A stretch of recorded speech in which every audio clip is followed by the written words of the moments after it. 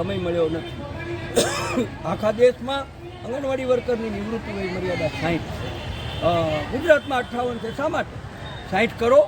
અને સૌથી વધારે મે મહિનામાં વેકેશન આપે, ભડભડતો તાપ હોય ત્યારે આખા ગુજરાતમાં તમામ શાળાઓમાં વેકેશન હોય અને તેવા સમયે આ ICDS વિભાગ એમ કે આંગણવાડી ચાલુ રાખવાની, વર્કર અને હેલ્પર બંને 15-15 દિવસનું લ્યો।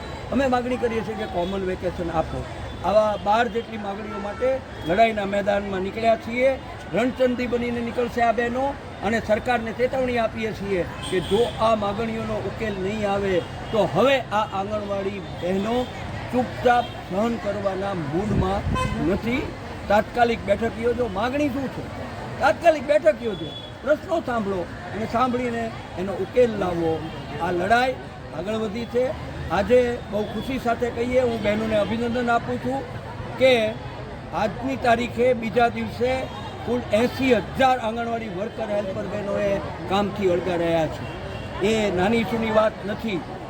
રજા રિપોર્ટ આપીને કામથી અળગા રહ્યા છે, પોતાનો પગાર કપાવીને અળગા રહ્યા છે અને સરકારને ચેતવીએ છીએ કાલે ત્રીજે દિવસે પણ આ ચાલુ રહેશે અને લગભગ એવો અંદાજ છે કે 99% બહેનો આ આંદોલનમાં એટલા માટે જોડાઈ જશે કે તેઓ હવે ગળે આવી ગયા છે, કામથી ગળે આવી ગયા છે। કામનો બોજ વધતો જાય છે અને સરકારને કામના પ્રમાણમાં વળતર કે વેતન આપવું નથી। કમસે કમ લઘુત્તમ વેતન આપો તે માગણી છે અને સરકાર જો ઉકેલ નહીં લાવે તો વધુ ઉગ્ર આંદોલનના પગલાં તક આપવા માગીએ છીએ સરકારને, એટલે 3 દિવસની હવે સરકાર તાત્કાલિક અસરથી કોઈને કોઈ બેઠક યોજીને પરિણામલક્ષી ઉકેલ લાવે તેવી અપીલ આ બહેનો આજે ભાવનગર જિલ્લાની બધી બહેનો એકત્રિત થઈ છે।